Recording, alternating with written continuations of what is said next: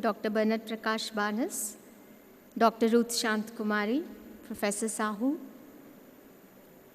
Professor Karna, Professor Gelomvet, Dr. Subhashis Sahu, and Professor Raffel, my seniors, colleagues, friends from the media, student friends, and guests. It's with an immense sense of pleasure that I stand before you to give this address at the event of Indian Sociological Society, which I consider a rare honor bestowed on me. Both in the University of Mysore, my alma mater, and the Indian Sociological Society, I have inherited a great legacy of illustrious scholarship. I consider it a privilege to be treading on the same path that was traversed upon by teachers, researchers, and proactive academicians whose efforts have built the institution that stands as an edifice in the world of sociology.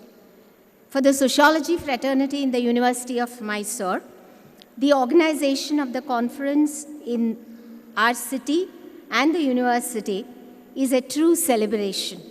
For the year 2018 marks the 100-year journey of sociology in the University of Mysore. The centenary year of sociology also coincides with the centenary celebrations, as our Vice Chancellor put it, of the University of Mysore. So there is joy, there is nostalgia, and above all, a feeling of responsibility that entails us to continue the work done by our teachers to take sociology to new heights.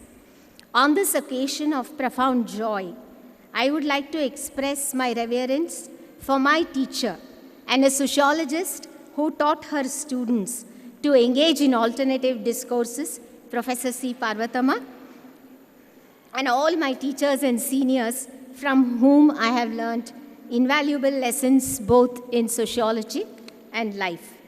Since the theme of the conference is on identifying alternative discourses, I begin by raising a very fundamental question about what constitutes an alternative sociological discourse. I have titled my presentation. Of course, today I will only give ideas, key points of what I'm going to write, because all of us are aware that a revised edition would be published in the Sociological Bulletin, and that would come only after thorough thinking, visiting, revisiting, and critically looking at it. So I titled it Narratives from the Margins Towards an Alternative Discourse, because I believe that dominant discourse paradigms in sociology must not be established as the only acceptable theoretical framework within which sociological studies are located. It is in this context that a discussion of an alternate discourse becomes relevant. What then is alternate sociological discourse? Sociological discourse, as I have understood it and as I see it, is a concept that is generally associated only with serious academics. And those who are not engaged with theory are often made to feel that they are wanting in serious scholarship. I often wonder whether the inability to use abstract, grandiose language in discourse is itself considered a sign of marginalization. In fact, there is a divide between what is considered academics and writing and speaking for the masses. But the point that often gets sidelined is that, as Brown says, social and cultural reality and social sciences themselves are merely linguistic constructions. My understanding of the concept of discourse is rooted in Foucault's delineation of discourse as ways of constituting knowledge, together with the social practices, forms of subjectivity, and power relations which inherit such knowledge. In fact, the premise taken by postmodern thinkers that truth and knowledge is plural, contextual, and historically produced, fits into the alternative and multiple discourse paradigm. However, one has to be careful about getting carried away by any one single theoretical block, as I call it. This brings us to the question of why there is a need for an alternate discourse in sociology. The following grounds on which Syed Farid Altas argues for an alternative discourse in all social sciences, I think applies to sociology as well. I quote, "There is a Eurocentric bias in that ideas, models, problem, selection, methodologies, techniques, and even research priorities continue to originate from American, British, and to some extent French and German works. There is little generation of original ideas in terms of new theoretical perspectives or schools of thought or innovations in research methods. There is a general neglect of local literary and philosophical traditions. This is not to say that there are no studies on local literature or philosophy. The point is that these traditions remain as objects of study and are not considered as sources of concepts in social sciences. Furthermore, they are rarely studied by social scientists. The above problems exist within the context of intellectual imperialism, that is, the intellectual domination of the third world by the social science powers, US, Britain, France, Germany, unquote. Since the power of discourse lies in its ability to provide legitimacy for certain kinds of knowledge while undermining others, set standards which are often imposed on us, both in terms of language and content, put pressure on us to take certain positions, we have to ensure that discourse recognizes varied points of view. It means that values such as multiculturalism, pluralism, and notions and practices of equity, rights of those deprived of basic human rights, must find space in discourse. I would also like to add that alternative discourse has the power to bring social change because it promotes a different way of thinking, talking, and writing. It is in this context that narratives as a discourse mechanism assumes significance. I have always considered narratives as a very important way of finding the truth because I like to talk, at the cost of being often reminded that I talk too much. But I think that if we don't talk and at the same time have, the patience to listen to others, often many sociological discourses lose their meanings and I would become incomplete and inconclusive. Now I move to my next line of thinking, narratives as alternative discourse. In what I'm going to say today, my argument is that studies using narratives per se have remained themselves a subaltern area in sociological discourse. Our preoccupation with esoteric epistemology has left us with a few options in obtaining a true understanding of the lived experiences of many groups, and this is especially true in the case of those living in society's margins. Many sociological discourses tend to dismiss the narrative model as storytelling and consider it a very easy method to adopt. Notwithstanding the limitations of stories or oral histories, it cannot be denied that narratives open up new realms in the knowledge domain. Narrative is generally not treated as a generalized, abstract, or theoretically heavy concept. Since many leading sociological discourses are silent on the effectiveness of narratives cannot be taken as serious knowledge sources. And I tend to disagree with that line of thought. Narratives are essentially social constructions of knowledge. Since the discipline of sociology is interested in communities and groups and their lived experiences, narratives which construct these experiences actually give meaning to what otherwise would be dismissed as inconsequential events. So a narrative is a distinct genre and one of the many interpretive approaches that has been used in sociology, gender studies, psychology, and many other human sciences. It's not that sociological discourse has not used narratives. One example that is often quoted is, the Thomas and Zinanki's Polish Peasant in Europe and America. In a particular way, it is said it has used narratives. Stanley maintains that narration appears in a particular way in this study despite not using narrative terminology. They're not interested in narrative in the sense of telling stories about a life and self. Instead, their analysis is concerned with stories because they are part of social life, not a proxy or a commentary about it, unquote. Sociologists and social scientists have referred to narratives as a very effective means of knowing, understanding, visiting, and revisiting many of the established truths in our society. Writing on the theme of sociological writing, critics have said that both the scientific form that the quantitative empirical discourse invariably takes and the philosophical form of abstract theoretical discourse both are obsolete and represent a very dull style of writing.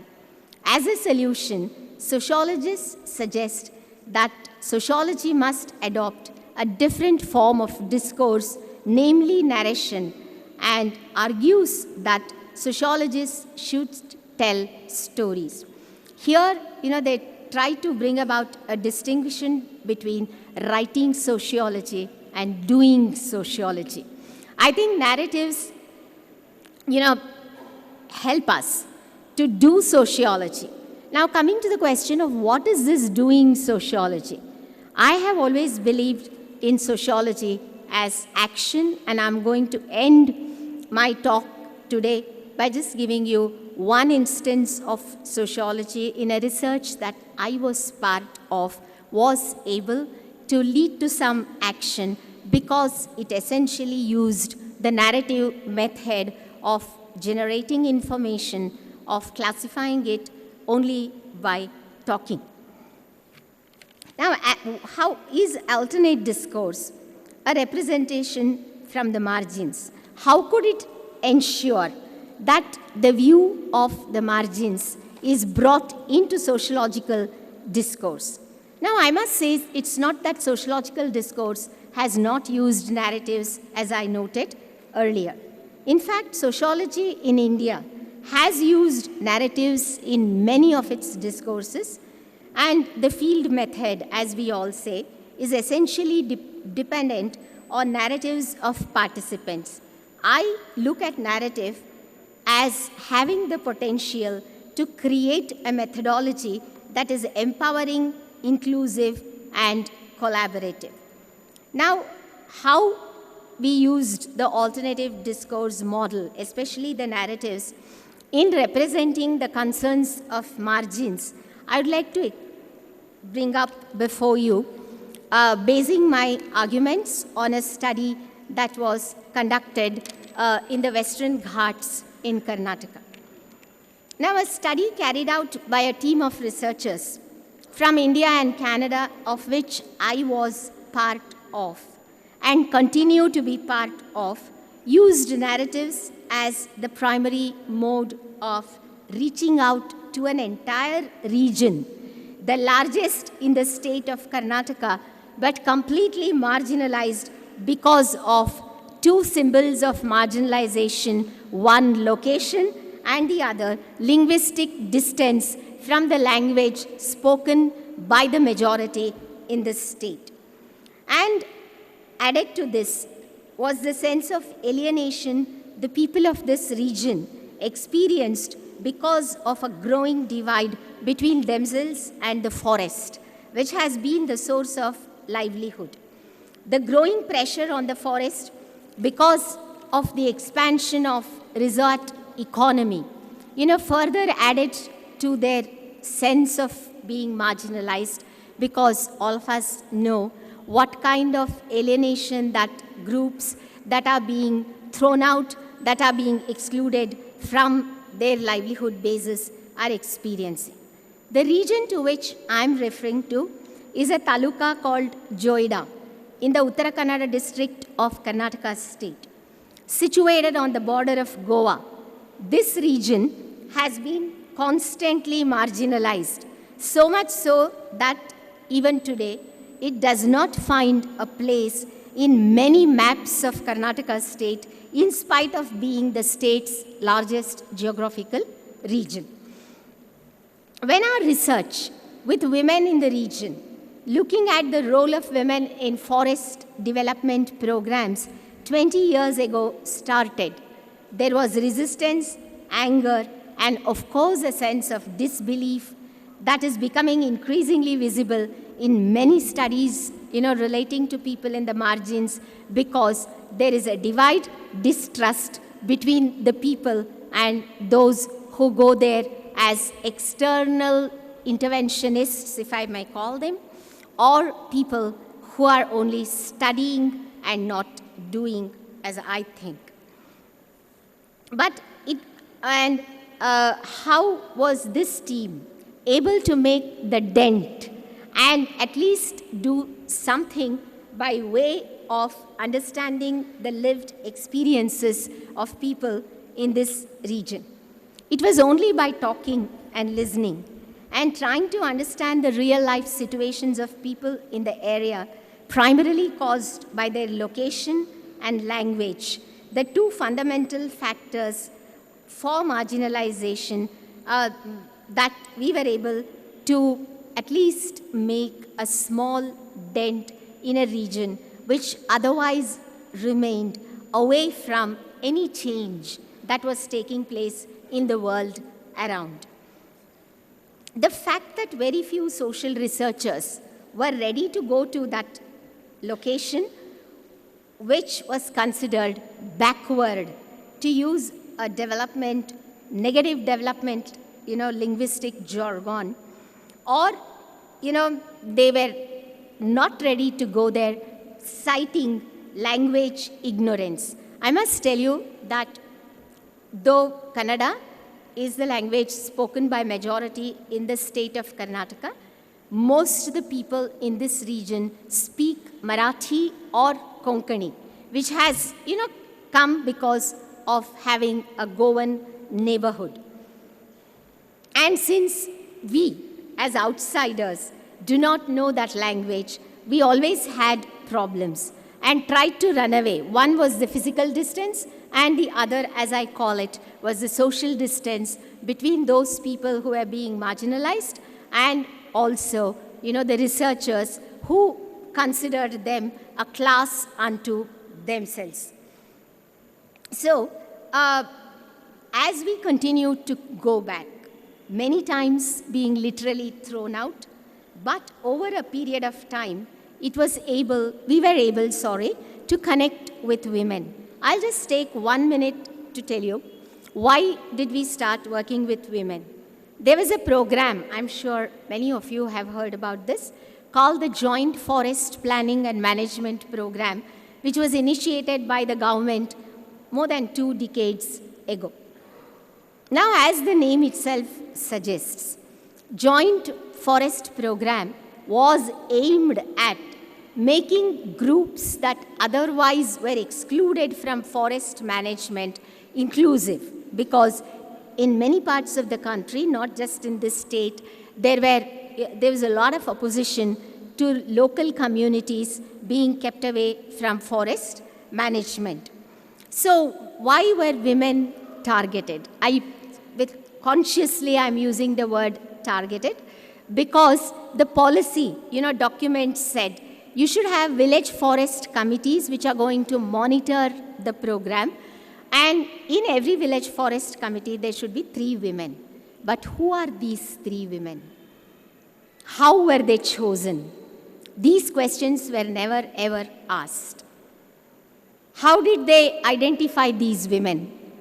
It was always, almost, these women who never asked questions, who did not even know what was going on, whether it was a development initiative or a research initiative. It was always you, you, and you. And when this work started, we realized that many of these women did not even know that they were members of the committee. In fact, my own experience, first experience in the region, was almost getting beaten and thrown out because I talked about gender. So the elderly men in that community said, "What are you talking? Are you trying to bring women?" I remember a particular scene I cannot forget, when all the women in villages where we went were pushed inside, locked up, and ordered not to speak to us. So where would the voice of the margins come out? But I must say that over a period of time, with local initiatives, local involvement, we were able to break that ice and talk. And finally, what we realized, you see, we talk of marginalization as if it is one concept. And many of the shades of marginalization within marginalization are not brought out. It was women representation from the margins. As they said, 3 women can be there. And so that gives them what I call tokenist representation. And when this program, which aimed at breaking the barriers between state policy and involvement of local communities was introduced, there was a lot of opposition to this program, which was realized only after we listened to narratives. And that opposition came first from upper castes, then it came from land grabbers, as I called them, and those who had at least a little bit of education. Many of us have gone through this experience. We talk of changing the situations of those in the margins. When we went, we could see that why did the opposition come from the upper castes? They did not want even to share space. I think combating marginalization is about sharing spaces with those who have remained outside the ambit of change, progress, whatever you want to call it. So the upper castes in general, men in particular, and upper caste women in particular, opposed this program. This happened only because the policy looked at women as if they were a homogeneous category. They did not make any distinction between women of this group and that group. And language, as I have already mentioned, without repeating, I would say, was a great disadvantage. So upper caste women did not want to be part of this program. They did not want to share even physical space with women from these groups. Because the upper castes are is a huge landowning class. And many of these women from tribal communities and those in the margins work as labor. So they said, this is humiliating, this is insulting for us to sit with them, discuss development, discuss inclusion. This was something that came out only when women narrated their experiences, only when we used the narrative models. So I think that women, especially I'm bringing concentrating a little on gender, because people say they talk. As if talking, I understand that sometimes it can cross the limits, and as I said, we talk and talk and talk too much. But we often don't realize that marginalization of women has happened primarily because